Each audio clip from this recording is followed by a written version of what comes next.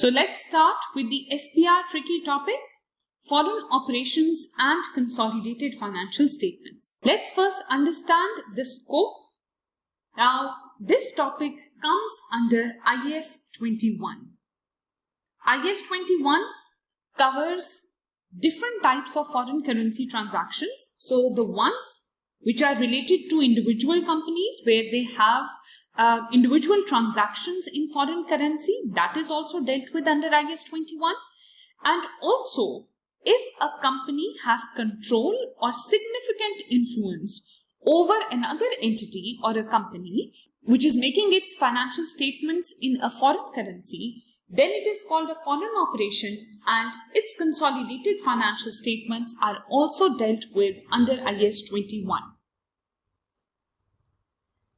Over here, please understand that in our SPR syllabus, the foreign operations consist of a foreign subsidiary, so where there is a parent company and it has a control over subsidiary company. But let's suppose parent company's financial statements are being made in dollars, whereas the subsidiary company's financial statements are being made in pounds.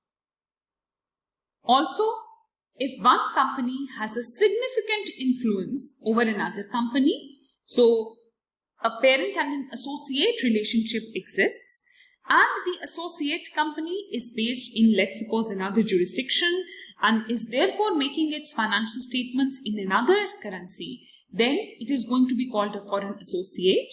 Also, if there is a joint venture in which one company is making financial statements in one currency and the other one is making it in another currency, then it is called a joint venture. Also, our SPR course covers subsidiary, associate and joint ventures in foreign transactions and operations, and the disposal of any such operation is also tested in our exams. Please understand the importance of this topic first. As the world is turning into a global village, the companies, if they have to diversify or they have to do a forward or a backward integration with another company and they plan on acquiring another company, so getting a control, making a subsidiary of another company or acquiring a significant influence over another company, they should not be bound by the fact that that company is operating in, let's suppose, another country and it is making its financial statements in another currency. The core purpose is that the business operations should not be affected by this. Rather, rules have been developed to identify how such companies are going to be translated and how one set of consolidated financial statements can be made in case of such foreign operations. Just for your understanding, this is something that I want to clarify from the very base, because in this video we are focusing on the basic underlying principles also which are important with respect to foreign operations. Just simply please understand that the whole concept of consolidation is based on substance over form concept, where we say that if there is a parent company and there is a subsidiary company, these are two separate legal entities. They may operate in one country, they may operate in different states, they may operate in different countries, they can be anywhere in the world. Throughout the year, they are going to manage their own operations, pay their own taxes, everything is going to be separate because these are two separate legal entities.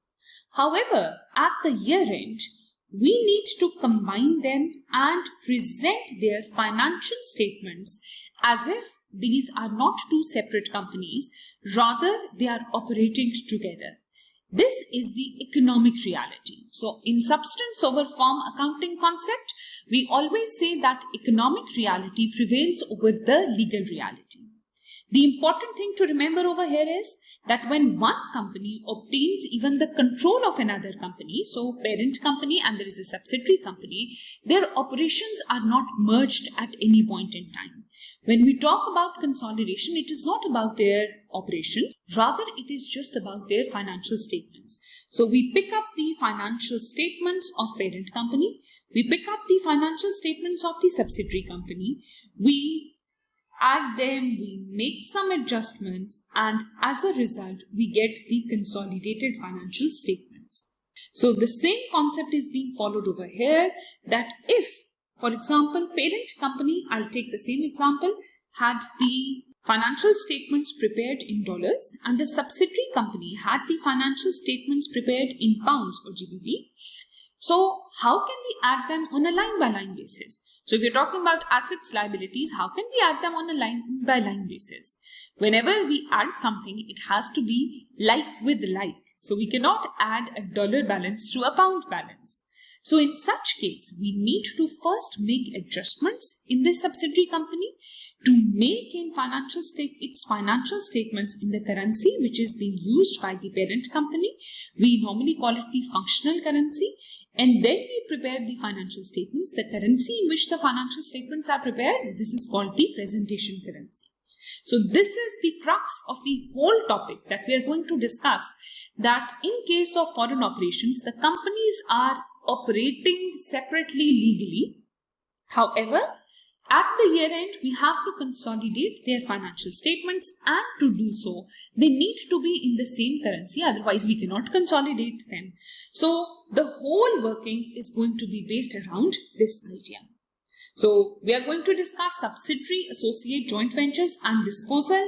Any of these topics can be tested in your exam. In case of disposal also, we'll discuss it later, that full or partial disposal can be tested. So I hope by now the concept is clear that why is this topic a tricky topic and why is it important for your exam? Because you see, now in the world we see a lot of companies acquiring other companies internationally. So the least of their concern should be that how the consolidated financial statements are going to be prepared, and that's what your SPR exam prepares you for. When we talk about the syllabus linkages, so coming back very specifically to the syllabus requirements, when you start this topic, when you start preparing this topic during your studies, first thing that should be very clear should be the consolidation procedures. You've already covered the consolidation procedures in your FR and SPR exams. You know by this time how goodwill is going to be calculated, how intra-company transactions are going to be adjusted, how everything is going to be adjusted for within the consolidations setup, whether we are talking about acquisitions, disposals, all of that.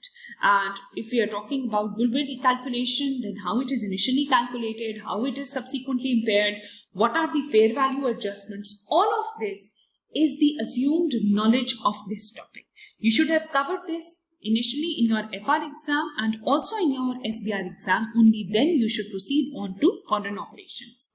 Also, you should have covered the foreign currency transactions by now, so that you know how translation is done and you do not struggle with how you are going to apply the exchange rate to calculate values. Now, very importantly, see whichever topic you are studying in your SPR exam, ACCA examiner facilitates you by telling exactly in your syllabus that how that topic is going to be tested and what is the scope of this topic. So when we talk about the foreign transactions and entities, which was a part of our syllabus guide, we can identify that two portions have been mentioned. So it says that you should be able to evaluate and apply. Please see, this is level 3 testing. So it's not just knowledge and application, rather we are talking about the evaluation level. So evaluate and apply the translation of foreign currency amounts and how they can be converted into your presentation currency. So this is for individual transactions.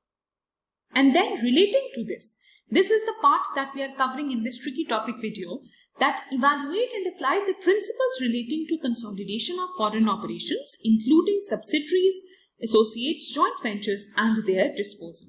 So the examiner is clearly telling you that what is going to be tested. Nothing which is not there in your syllabus is going to come up in your exam. So make sure that you cover all the points, all the learning outcomes of your syllabus, and you are good to go for your SBR exam. Now, in this video, we are going to quickly have a high-level overview of the foreign operations and consolidated financial statements and the main adjustments that are going to be done. Over here, we are going to discuss the definition. What exactly is a foreign operation? What are the rules for translation? What are the answering techniques? What are the consolidation adjustments and procedures? So how you are going to tackle your question. This we are going to cover, a very, very important area, and how the accounting for foreign associates and joint ventures is done. And in the end, we are going to take a quick look, a short look at the disposal also. I'm going to make reference to the study hub also, because these topics have been comprehensively covered in your study hub also, where the examiner has provided you the knowledge as well as short examples for application also of these areas. So, coming on to the exam application. Now, as you know, in the SPR exam, your question number 1 normally has a consolidation adjustment in it. We have a pre-populated workspace also in which you have to make the adjustments, and also conceptual testing of consolidation is done. So, when this topic comes up in your exam, a high likelihood is that it is going to be tested in your question number 1. However, be very careful that question number 1 is not the only point in which consolidation is tested. So, foreign operations can be tested in any other question also. It can come up maybe as a part of, let's suppose, your question number 3, or it can be a part of your ethical issues where the translation is not being done correctly and you have to identify an ethical issue related to that. So this can come up anywhere in your exam. However, the pre-populated worksheet is going to be in the question number 1. And because consolidation is commonly tested in question number 1, so there is a high chance that this may also appear in your question number 1. So starting off with the foreign operations, we are going to take a look at the statement of financial position and the statement of profit or loss and other comprehensive income. But before we move on to these, I want to take you to the study hub to give you a quick idea as to what foreign operations actually are and how does our examiner define it. Then we are going to come back to this presentation and take a look at how its adjustments are going to be done. So let's move on to the study hub. So here we are. The chapter 18 of your study hub relates to foreign operations and the consolidated financial statements. It starts off by telling what a foreign operation is. So the examiner clarifies that it can be a subsidiary, it can be an associate, it can be a joint arrangement, or it can be a branch of the reporting entity, the activities of which are based or conducted in a country or currency other than the country of the reporting entity. Which is why the currency is going to be different, the legal jurisdiction is going to be different. So we have to translate the financial statements and then consolidate them at the year end. We will take a detailed look at the study hub working also. However, over here also, we are talking about the statement of financial position and statement of profit or loss and how the adjustments are going to be done in this case. I'll move back to my presentation first, and then in a few minutes we are going to come back to the study hub. So here we are now back on our own presentation. Starting off with, very importantly, this is like the core part of my tricky topic video, that how do we do the consolidation of the foreign operation. Now, please remember there are 3 stages to it. If you follow these 3 stages, you can easily solve the questions, and this is the method which is followed practically in the industry also. So, the 3 stages of foreign operation and making the consolidated financial statements are that number 1, you have to adjust and update the subsidiary financial statements. Now, this is extremely important.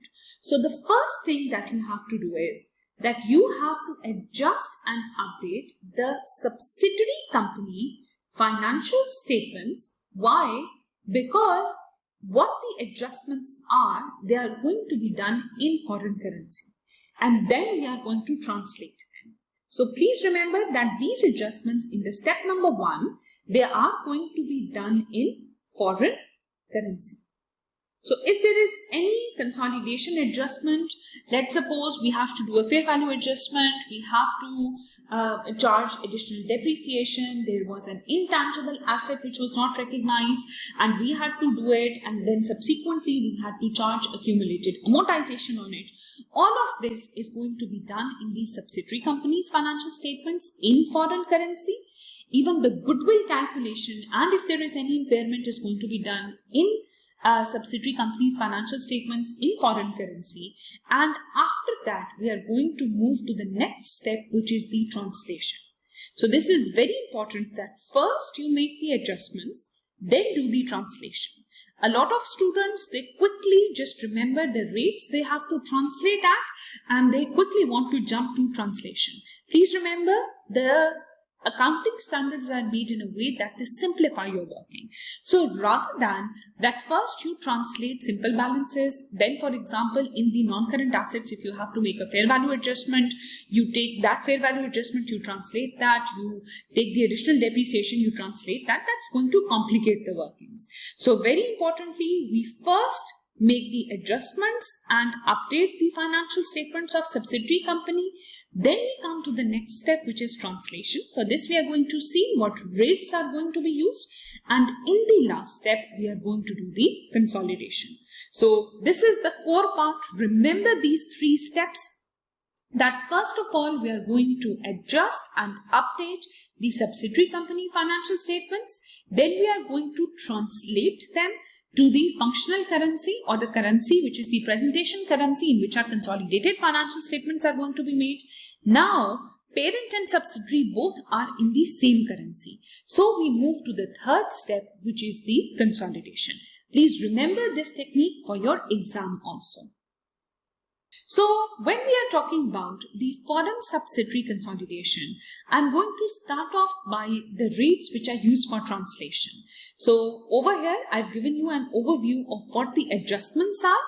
I'm going to first discuss the translation, and then we are going to talk in detail about the subsidiary company adjustments also. I want to discuss the easier part first.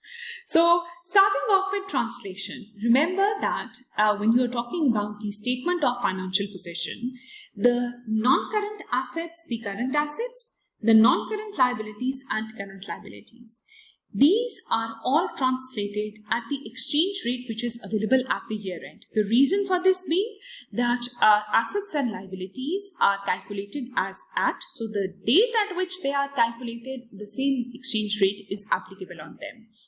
For share capital and pre-acquisition reserves, when we talk about reserves, we are talking about retained earnings as well as other reserves.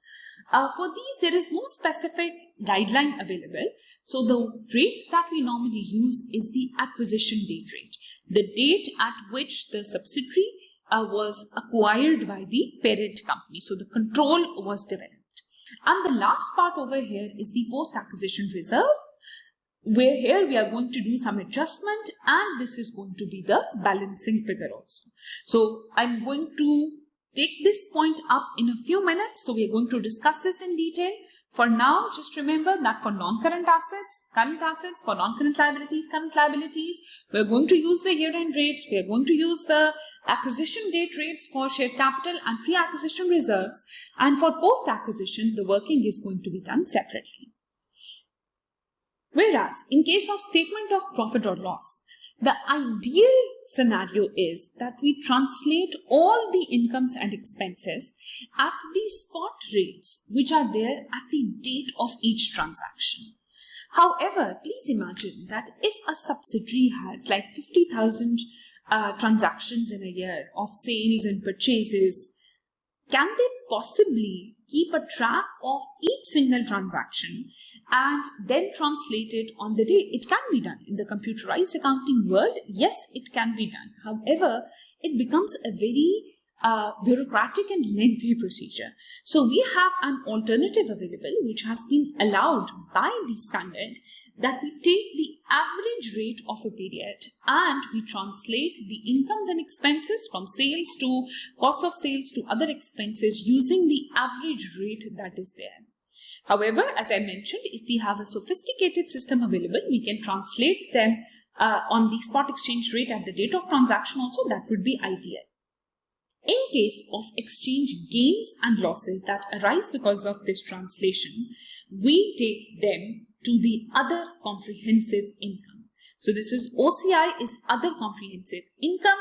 Any exchange gain or loss on foreign operations is going to go to OCI. Please remember this point. Now, this was the rule for translation. When we talk about the adjustments, remember the step number 1. Yes, step number 1 was the adjustments. So I gave you an overview of the adjustments. Now I'm going to discuss it in more detail. That in case of fair value adjustment, we once again, if there is a fair value adjustment in subsidiary, like we do in all sorts of subsidiaries, that when acquisition is done, we compare the historic cost with fair values and we do the positive or negative fair value adjustment. So that is going to be done in the foreign currency. Remember, these are the adjustments which are to be done in foreign currency within the subsidiary accounts. These are done before the translation is performed. So remember the 3 steps. So if there is a fair value adjustment, based on this fair value adjustment, if there is additional depreciation, so that is also going to be done in the foreign currency. Now you understand why I said that you need to have the assumed knowledge first, where you already know how these consolidation adjustments are done at the date of acquisition and post-acquisition also. Because at this point in time, if you're not clear about that, then you will struggle in the consolidation of foreign operations also. So what is going to be added, what is going to be subtracted, all of this you should already know. And then there are further subsidiary adjustments which need to be done. So over here, we are going to look at some common adjustments.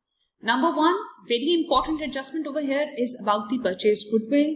Whether we are talking about the initial calculation of goodwill, this also will have to be done in foreign currency. If there is any subsequent adjustment like impairment, because as you know, internally generated goodwill cannot be capitalized, this is also going to be treated in foreign currency and then the translation is going to be done. Then, if there is an intangible asset which was not recognized in the financial statements, there was a deferred tax, there were contingent liabilities. These are all examples that if these are the items that might have been there, which you need to adjust first in the subsidiary company's financial statements and then translate them. So on translation, you may get exchange differences, which can be a gain or a loss.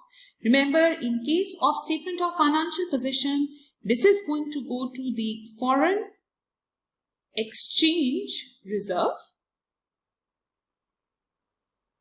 And in case of statement of profit or loss, this is going to go to OCI. However, we'll discuss later on that how the adjustment is going to be done with respect to disposal. So once all these adjustments have been done, then we translate. I'm going to take you back to the most important slide, that we are going to adjust and update them. We are going to adjust and update the subsidiary company's financial statements. Then we are going to translate them and then we are going to consolidate them. I'm not going to discuss the consolidation rules because they are exactly the same as any regular consolidation, because by now, after translation, the subsidiary is in the same currency as parent company. So this is like the consolidation of any regular subsidiary. At this point in time, I would like to take you back to the study hub to give you an overview of how the calculation of post-acquisition reserve is going to be done. So here is a quick overview of the same things that we have covered about the translation rate. You can go through them through your study hub. Then when you talk about the exchange differences, please remember that there are multiple ways to calculate the exchange differences.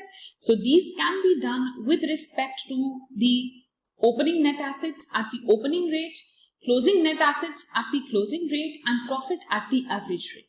This is very logical. On the day 1, the assets are translated using the exchange rate that was there on the date of transaction. Then the closing rate at the reporting date and profit at the average rate.